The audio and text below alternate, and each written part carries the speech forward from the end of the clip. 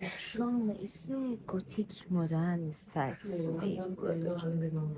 Şöyle bir planı da var. Evet, bayağı çeşitli işler var, merak ediyorum. Plan bu şekildeymiş ve buradan başlayalım bakalım.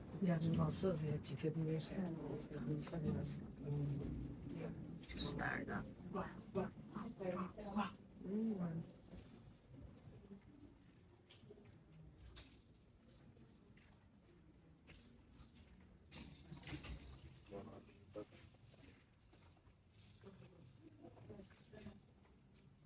Burada mesela bazı kuşlar ölümü temsil ediyor. Sanki onu yiyor gibi. Melek var. Bir yandan da doğum, yaşam, anne memesinden süt emen çocuk. Balburi.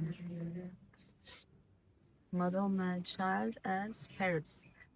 Ha. Bunlar papağanmış. Çok iyi bu kuşlar, yani bu papağanlar hem bekareti, gri papağanlar, hem de böyle bağlılığı simgeliyor. Chastity diyor. Yani Bakire Meryem şeyleri falan, tabii motifleri. Yine bakın emziren anne. Ama bu sanatçı 1600'ler. Yok, evet, bu 1900 yaşamış bir kağıt işi. Yine anne. Sanırım burada da devam edecek. 1900. Şuna bakın, şu güzelliğe. Bebeğin tatlılığını. Madonna ve Meryem ve bebek. Nuh'un Madonna'sı. Bu bir baskı. Litograf baskı, taş baskı.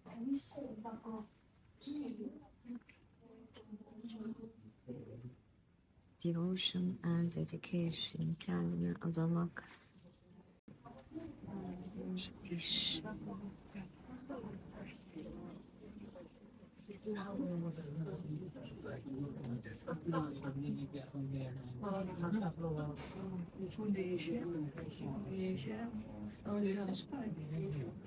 Adem ve Havva yine. Adem Havva çizimleri dedim ya, ayrıca ilgimi çekiyor. Bu 1897'de. Bir de Adem ile Havva. Tam da resimlerini yaparken hala bütünde karşıma çıkmış olmaları çok ilginç. Evet. Lucas Cranach. Onun çok fazla Adem ve Havva çizimi vardı.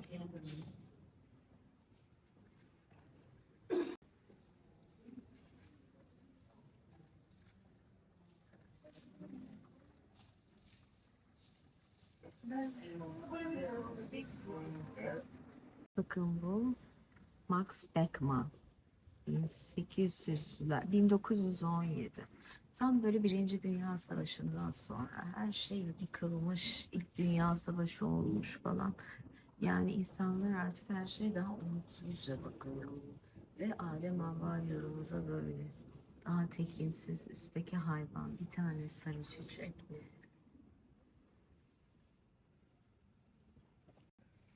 İşte Dürer'in aslı.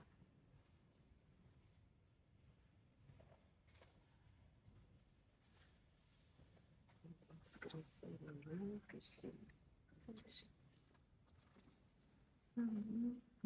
Muh olsa gerek, Edward Muh. Norveçliydi. Kuzeyli millet Manç diye okuyor. Manç değildir, Muh'dur asıl okunması. Orada da böyle bir ölüm hali var, bakın. Umutsuzluk, karamsarlık. Şunu bakın, çok severim.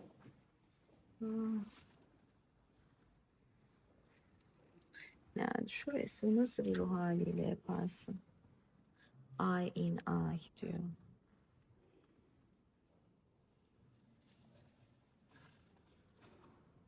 Şurada da böyle yine bir üzün hali var. Vampir diyor ama böyle bir şey hali var. Vahşet.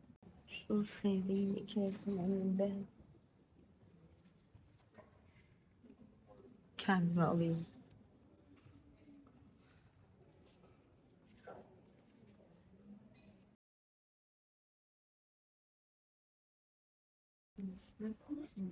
Var devam.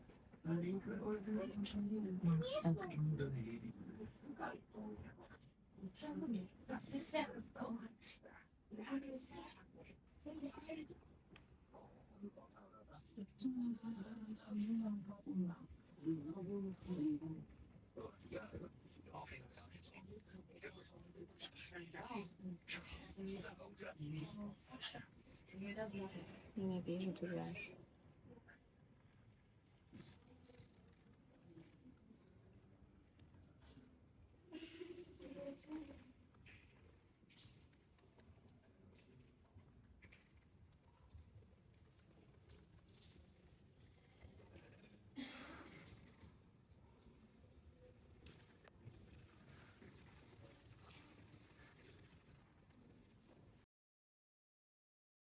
Yeni yıl seremonisi diyor. 3 cadı tarafından yapılan yeni yıl seremonisi.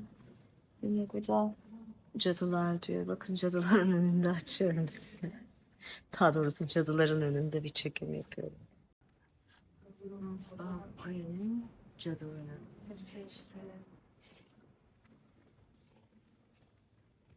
Şu anda ben 7. salondayım. Normalde aslında birden başlayacaktım ama girer girmez 7'de buldum kendimi. Egon Schiele.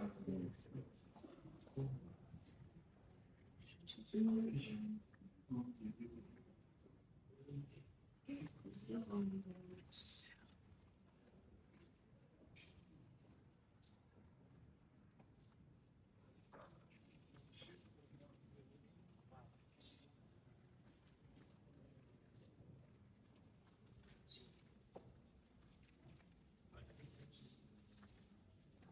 Aksiyeli gelen kalerle.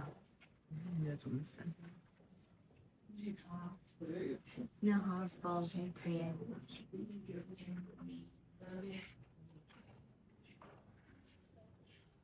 Sebastian.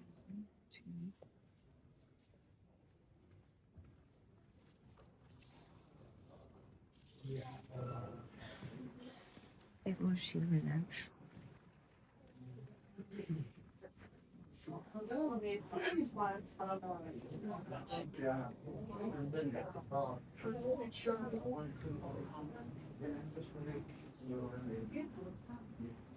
Değişik bir çizim.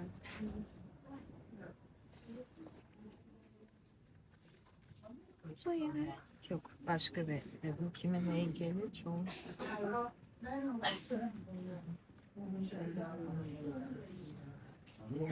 1898. Evdeki birinci salon öyle başlıyor. İlk girdiğin zaman biraz yanıltıcı olmuştu. Yenilerden başladım. Şimdi bu birinci salondan gezmeye başlıyorum. Yine çok kapsamlı, dolu dolu bir sergi.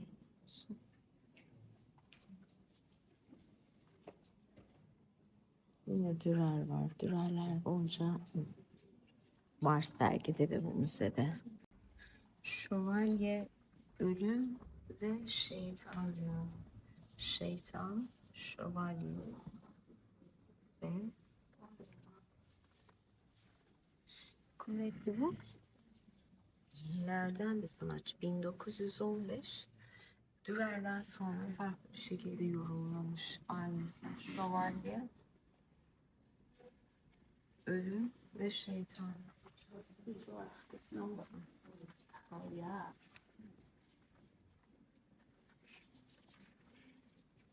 Arla 1870 ve 38 ve bir gotik formlarda da tiplenmiş.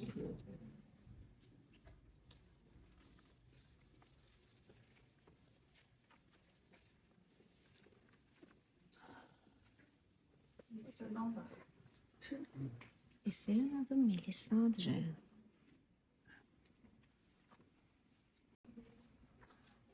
Prereferanslarla etkilenmiş, evet, belli.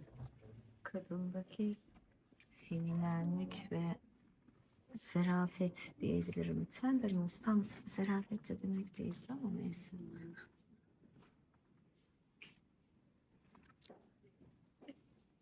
Bu bir gotik halı.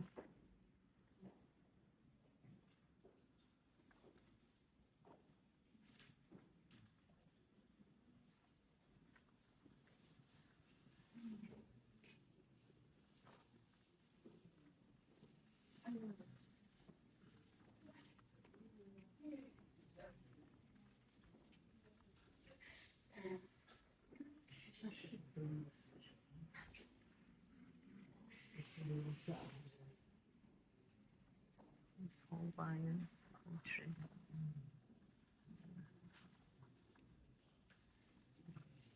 Şeylerin, Dutch'ların portreleri çok iyi oluyor abici. Söylemem lazım yani. Mesela bu yenilerden Oplotix'te bu resmini bilmiyorum ama çok böyle gerçekçi. Belki de yeni dönemi. Ve bakın Ömer Koç koleksiyonu Oplotix'in bu portresi.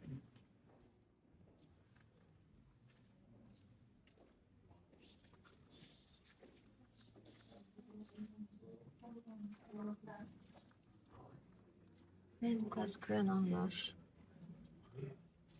Lucas Cranach bu.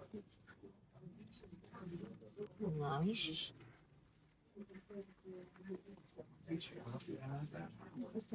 Şu resimleri göstereyim. Resmi çekeceğim. Tam gotik işte.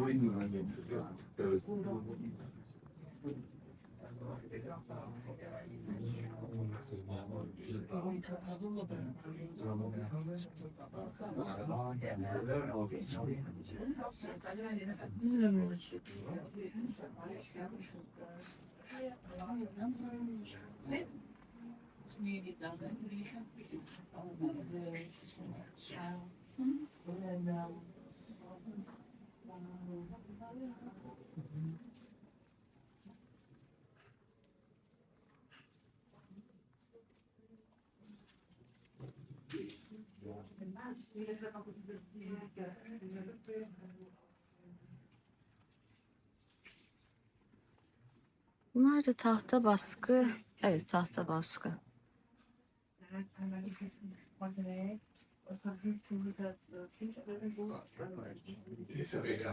Yine bu. Sana ne kadar şey böyle kasvetli gözüküyor değil mi? Öyle bir etkisi vardır. Görün.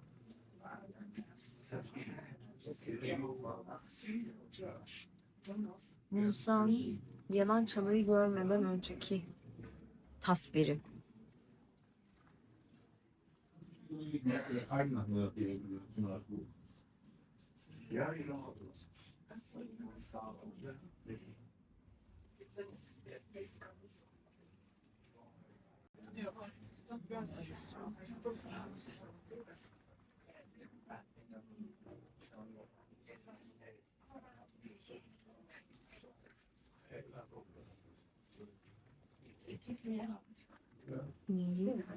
Duran. Marion Strokes diyor. Bu neymiş? İlginç. Evet, yenidir diyordum. 1900'den bir iş. Böyle kabartmalı işleri çok seviyorum. Painted plaster.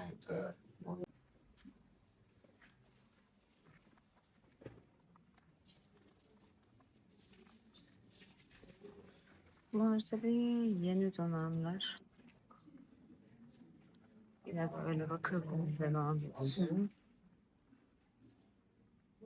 Yani büyük burunlu kadınlar. Otherwise, it's too dark because the color pick was always like, yeah, just the dark Biraz daha hızlı geçeceğim. Daha çok sevdiklerime daha çok uzun vakit ayırıyorum.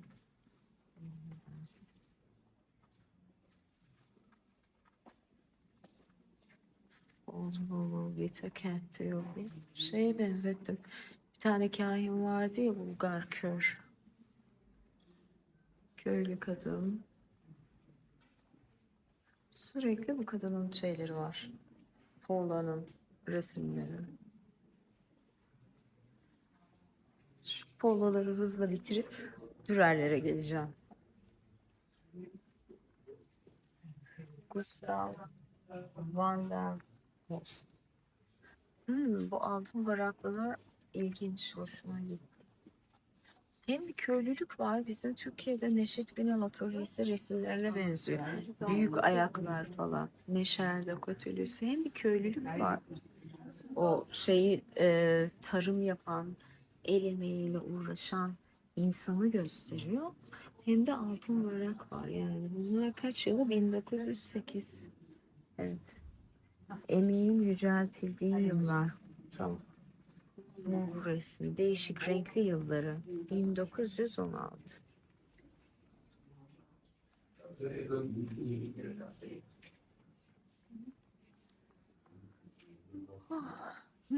Bu resmi bilmiyorum. Çok daha renkli bir resim. Çok değişik bir resim ama pek tarzım değil. Sembol. Şimdi şuradaki dürerlere bakayım ve böyle bir hikaye.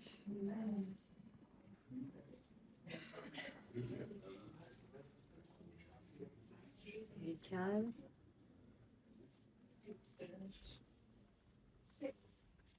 Köylü çiftin dansı. Düreller çok gerçekçi. Yani çok ayrılma.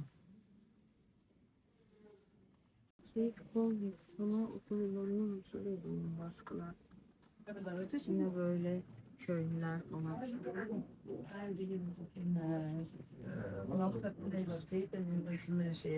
Karanlık dişler.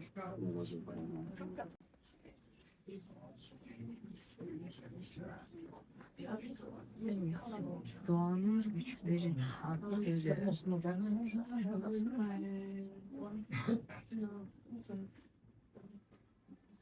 Sihirleri tarafından sarılmak. Bakabilirsiniz. Doğan sihirleri. Sanırım bunun için çizgi. Güzel. Güzel peyzaj. Yalan söylüyorsun.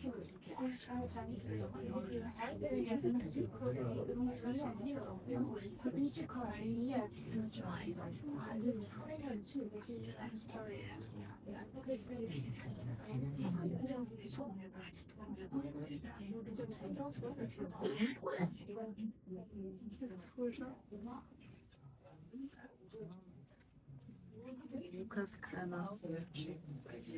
Büyük olanı. Elder vardı. Ay, Younger var, Elder var.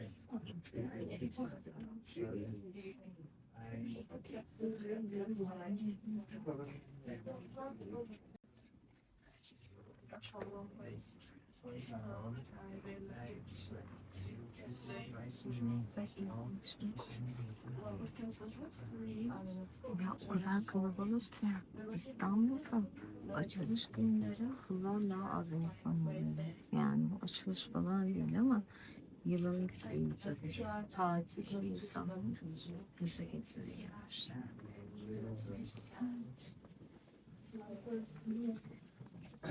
Bakın doğayla ilişki ne değişik. Şu resmi çok merak ettim.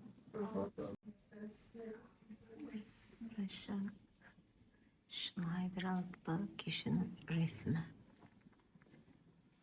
Ya burada o insanın acziyetini çok güzel gösteriyor. Bir şiirden, Çek şairi şiirinden faydalanarak yapmış. Kompozisyon da çok iyi çünkü o siyah beyaz dengesine baksanıza, insanın yalnızlığı, elinin kolunun bağlılığı ama bir yandan o siyah demon da korkuyor.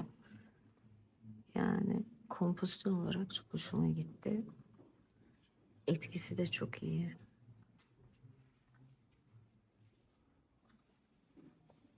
Bu da troll diyor. Forest troll.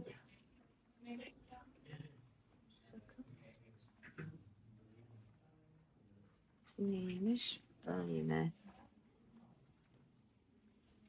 Burada da yine böyle orman, nilüfer, bir tane canavar. Kaskrena, Elder, genç.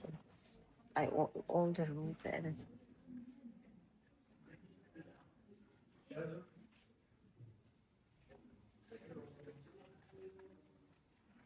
Şu kısımlara geleceğim. Yine melankoli diyor. Ahşap baskısı. Baskılar bu neymiş? Bu da bir baskı. Şöyle geçiyor. Yine mi orman farklı resmi? Baksanıza. Mesela ormanı nasıl tasvir etmiş? Böyle sanki kafası iyi de renkleri çok böyle parlak görüyor gibi. Değişik bir yabancılaşma hali oldu. Rudolf Schantz. Bu da orman resmi. Bu da ahşap baskı. Burada da yine ormanlar var. Frederick Orr. Ay, şu çok hoşuma gitti. Theodor.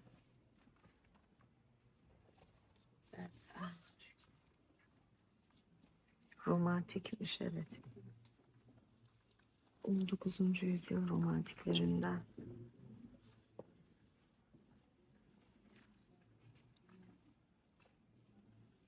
Max Klinger. Burada da bir romantizm görüyorum.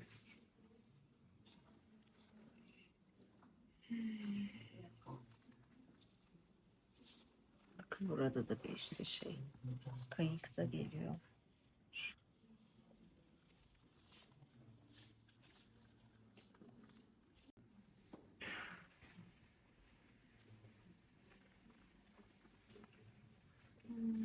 Bu da çok güzel. Ben bunlardan etkileniyorum, seviyorum bayağı. Şimdi yeşil bölüm geçiyor, doğayla olan olaylar geçiyor, mor bölüme geliyoruz. Farkları böyle anladım. Hastalık ve ölüm.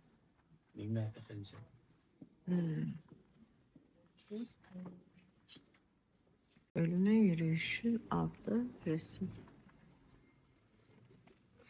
Bakın, ölüm deyince iskeletler falan. Death Dances diyor.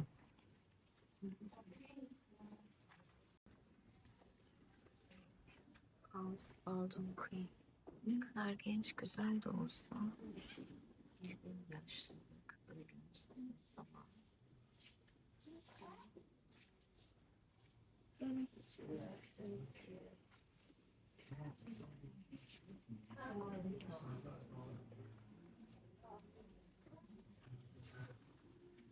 Yaşamın 3 hali.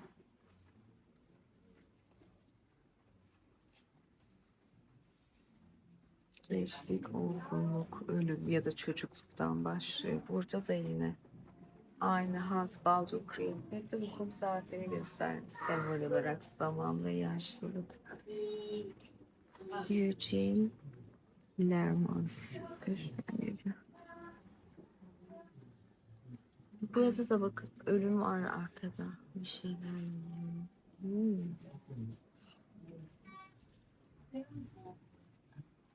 Burada da Azrail gelmiş bu vücutta. Bu kısım iyice içimi kararttı.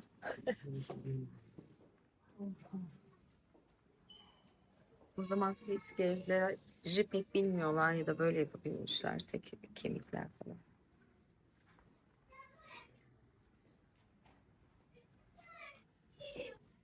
Böyle yine gravürler.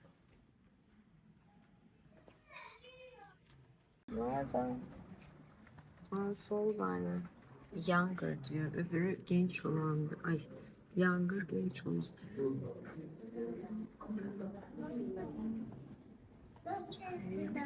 Şimdi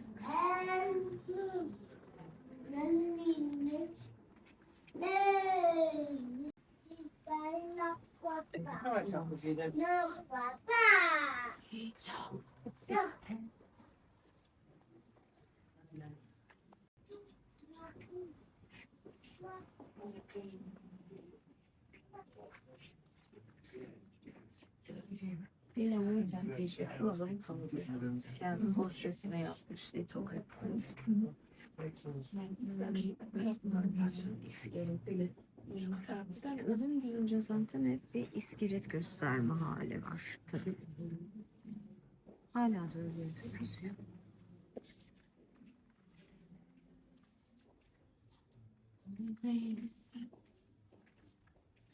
Burası çok karanlık yalnız. Ha. Eserleri ancak görüyorum.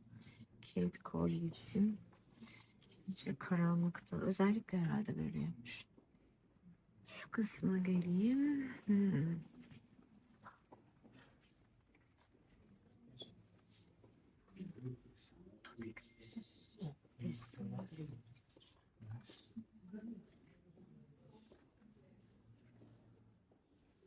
İşte Birinci Dünya Savaşı döneminin karanlığı, iç karartıcılığı. Gecesi daha genç ama bir yandan da ölümün soğuk yüzü.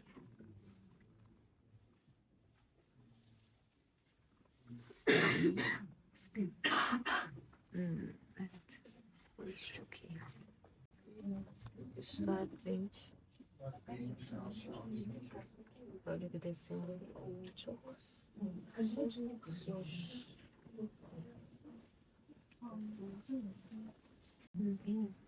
Hiç bilmediğim bir mango mısırı.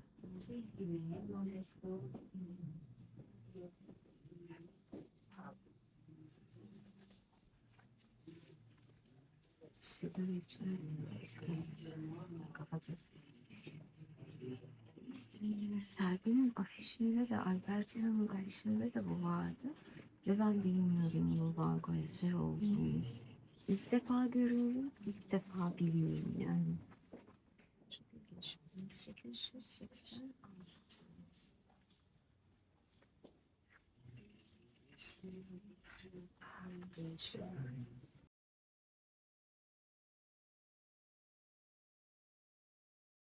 Evet, Van Gogh'un gençlik yıllarında yapmış olduğu bir resimmiş.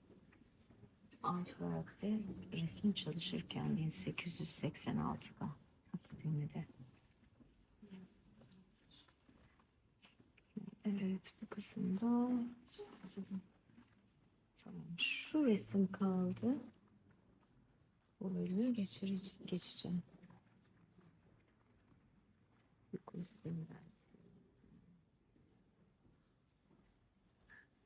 Yaralı melek.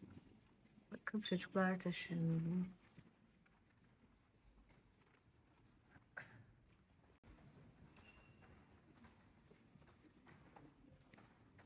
Burada da crucifixion tabloları var. İsa'nın çarmıha gerilmesi halleri. Max ve Bu ne kadar çok Picasso, Kübizm eserlerine benziyor. Yani aynı tarzda. Ben kübistçi.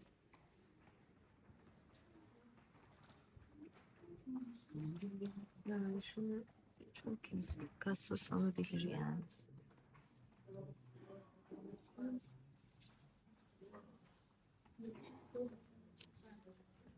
Lucas Cranach. Yaşlı olanı.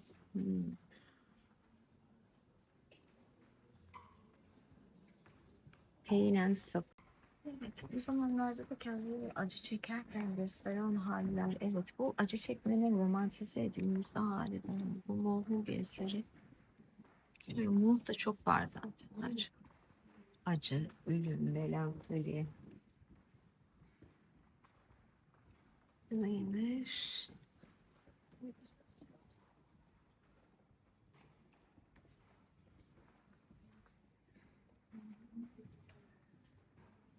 Şunu merak ettim ya. Böcklin, Arnold Böcklin.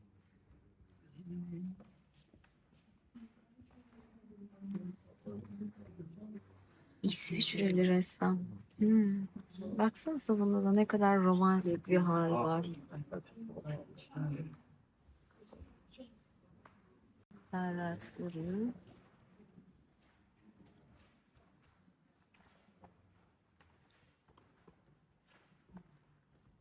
Kim? Mantegna gibi.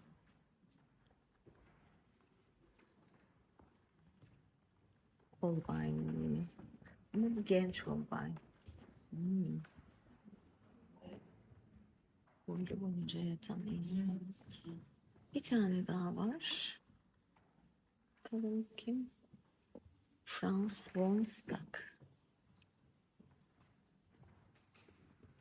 Yine.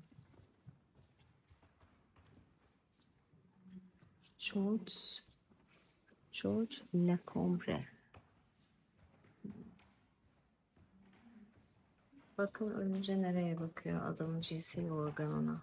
Ne oldu öldüm diye. Yine Kate Collins.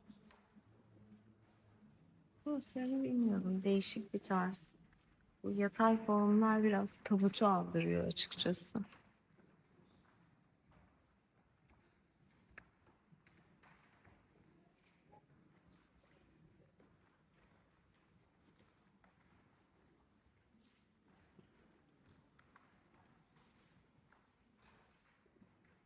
George. Evet. Bunları bilmiyordum açıkçası bu sanatçıyı da. Şöyle. Şurayı merak ettim. Devam etmek istiyorum. Louis Corinth. Ve bir İsa tasviri. Çiçeklere bakın ne kadar sarı, güzel gerçek. Arkadaki Meryem mi?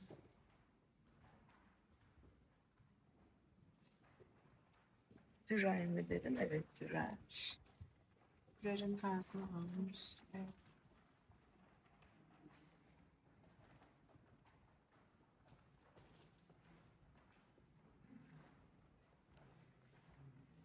Kate Colwitz'ler ve salon. 7. salona geldim birden 5'ten. Şimdi 7. salondan Toward the Light diyor. Işık. Son salonu serdim. 8. salon.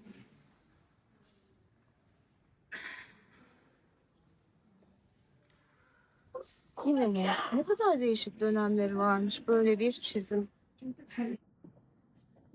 Kim acaba? Muhum yine bir eserim. Bayağı dışa vuruncu idi kendisi de bunu bilmiyorum. Bakın sulu boya tadında bir yağlı boya. Şu çok ilginç. Oraya geleceğim ama.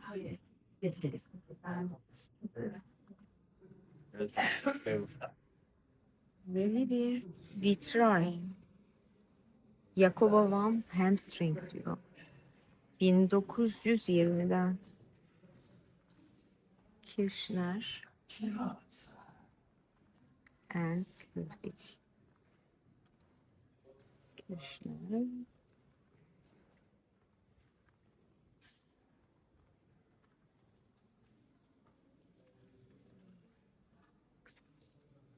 Bunu merak ettim çok.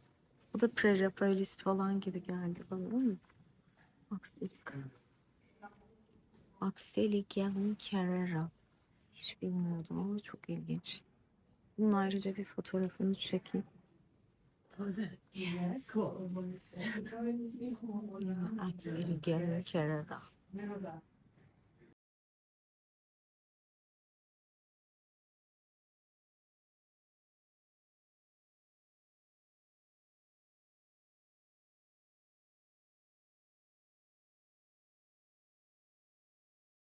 Gotik modern sergisine de gezmiş bulunuyorum.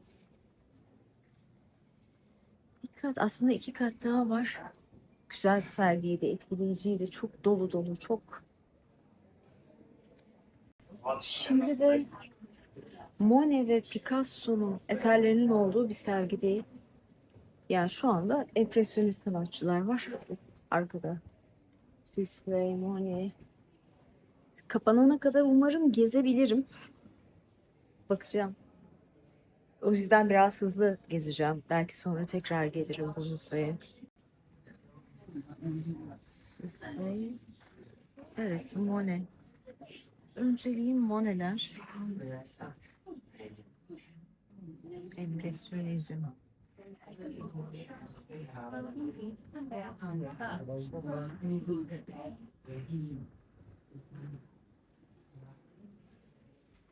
Cézanne. Bolca kopyasını yapıyordum resim çalışırken. Empresyonistlerin. Renoir. Bakın sadece hiç çizim yok. Sadece renkler uça dergilerinde. Degas.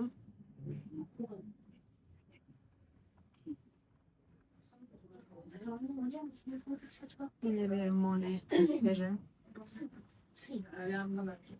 Walter Felix. Pierre Bonnard. Bir Monet resmi daha.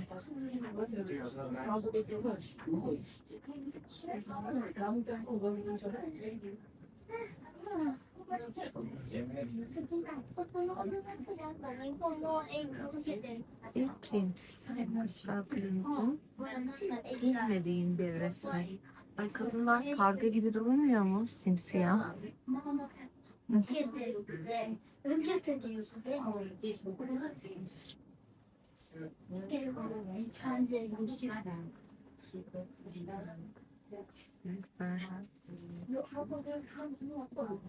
Empresyonizm izlenimleri demek.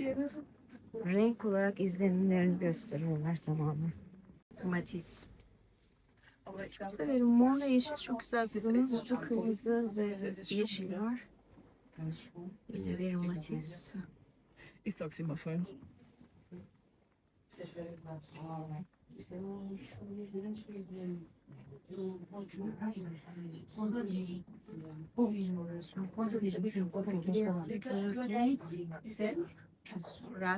Fransa kübizm öncülerinden Robert Delamay. Bunlarda hiç çizim yok. Hep böyle renkle anlatılıyor. Yani başlıyorlar tuvale. Renk olarak ne dikkatleri çekiyorsa gibi bir şey var yani. Tabii buralarda birazcık garip bir ekspresyonizm hissi de var yani. Artık Gauguin, Tahiti. Dedim ya, buraya birazcık şimdi yarım saatim varmış üzerine kapanmasının. Dedim ben de olabildiğince hızlı geziyorum. Robert Signal, puantivizm. Puantivizmde noktacılık, noktalarla resmi gösteriyor. Yaklaştığımız zaman bir sürü küçük nokta, uzaklaştığımız zaman bir resim bütünlüğü içinde görüyorsunuz. Bu İstanbul mu? Golden Horn. Evet, Haliç. Evet, anladım bak. Burası neresiymiş? Antalya'sı. Bakın yakından. Uzaklaştığımız zaman gözüküyor. Otomatik yani.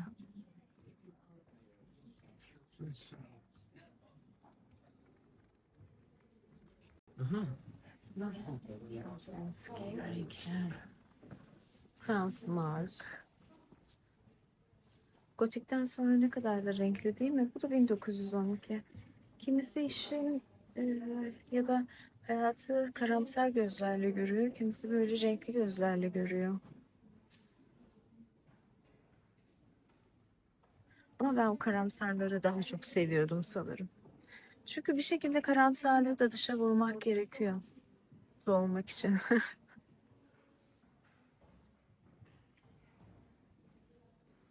Bunlar biraz daha çılgın ve hayat seven ressamlar belki de. Diğerleri ise bilmiyorum. Ama o acılardan bir şey çıkarmak da benim için önemli.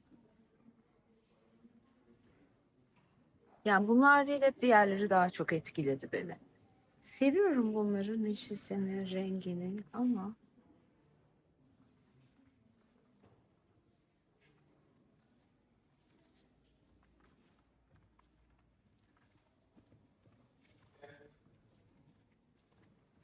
şu ilginçmiş mesela. Bu da karanlık ya, bu hoşuma gitti.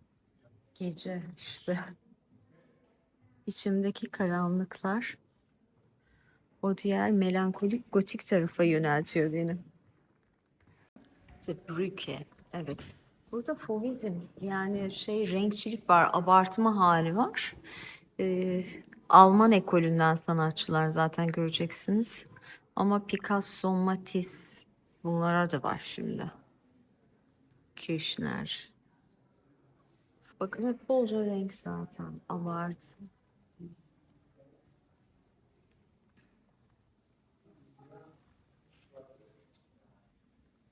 Şakomette.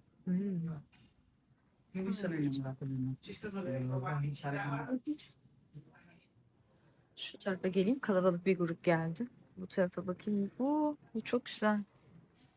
Yine ben biraz daha karanlık istemiştim. Kirchner. Alyansların Kirchner. O kadar. Bu morları seviyorum. Bir Kirchner daha. Yazılarını falan okumaya kalksam bir sergi 3 saat sürecek. Fotoğraflar. Emil Nolde. Ve Emil Nolde. Morlarmış güzel.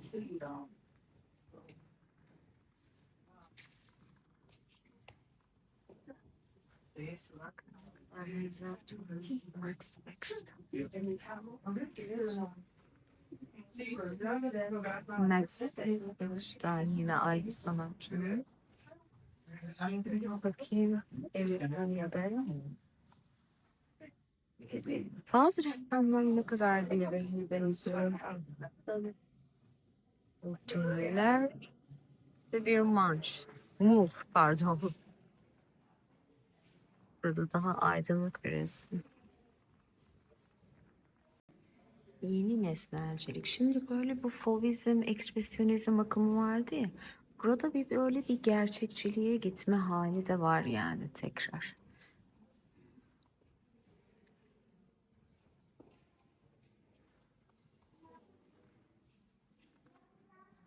Mesela bakın bu resmin tarzına. Bruegel'e benzettim mesela.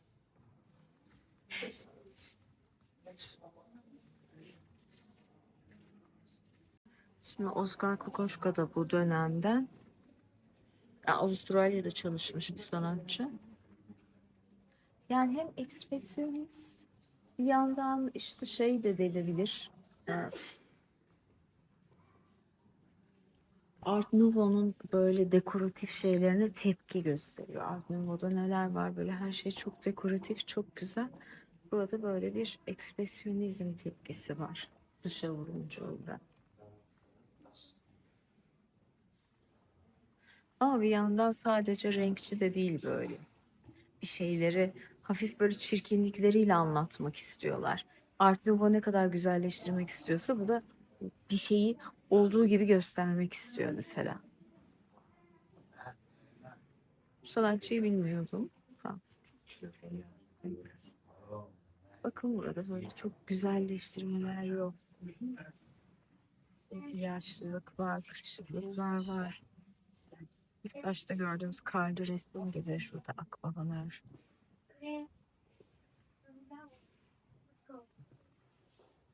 Şunu da bilelim.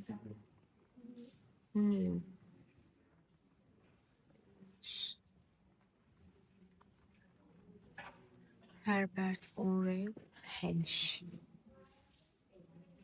Bakın detaylar. Bu da 1928'ler. Benzer dönem biraz daha sonrası.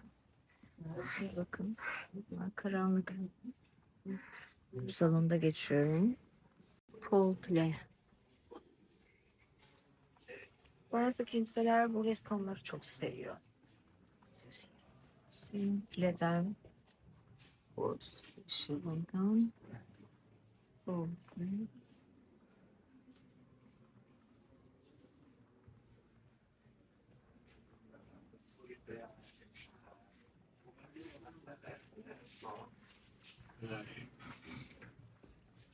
Soğukluk daha.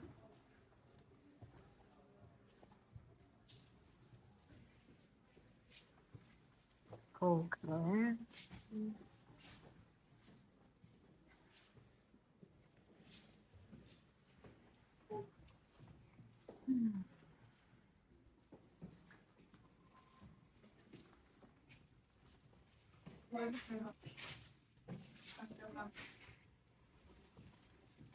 Mesela 25'te resimler daha karanlıkken 35'te renklenmiş, daha renkli. Şu salondaki işlerin hiçbirini bilmiyorum. Normalde bildiğim sanatçılar çıkıyordu. Bunlar biraz yabancı geldi bana. Max Rock ben biliyorum. Tamam, tanıdık. Mesela Alexander Denka, Amerikalı mı bu? Beyzbol dediğine göre.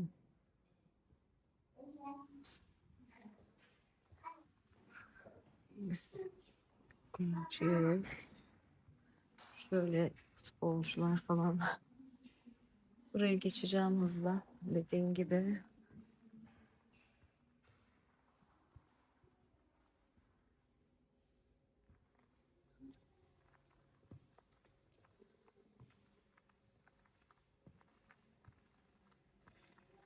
Müze kapanacak birazdan çünkü evet, figüratif ve abstrakt soyut avantgardlar.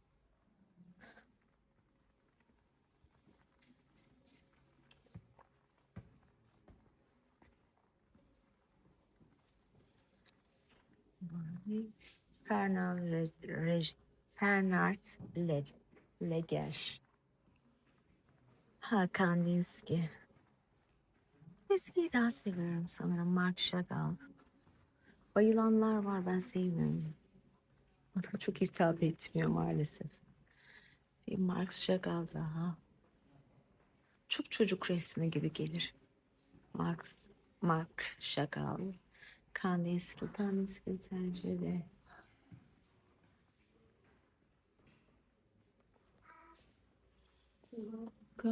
Evet, devam ediyoruz.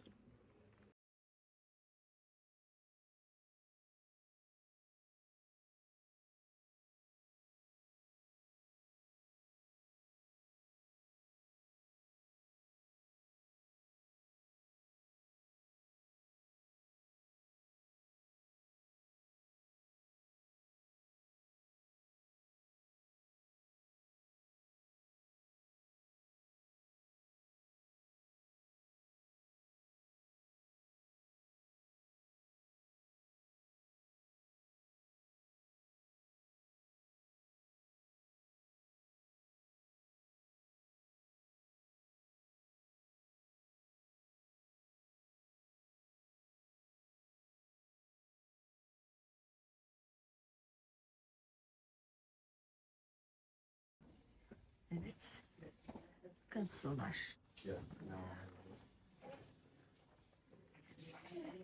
Mesela bu erken dönem Picasso'lar. Ne yaptım benim? Bu da bir Picasso. O kadar da hızlı geçiyorum. Müze kapanacağı için. Belki ayrıca tekrar gelirim. Picasso. Ve Picasso'lar. Bu da bir Picasso.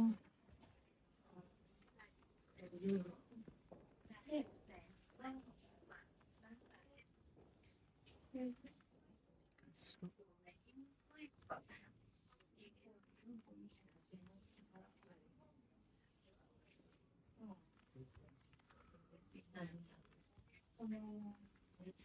Picasso. Picasso. Ben bir şey demiyorum artık. Sadece beraber geziyoruz.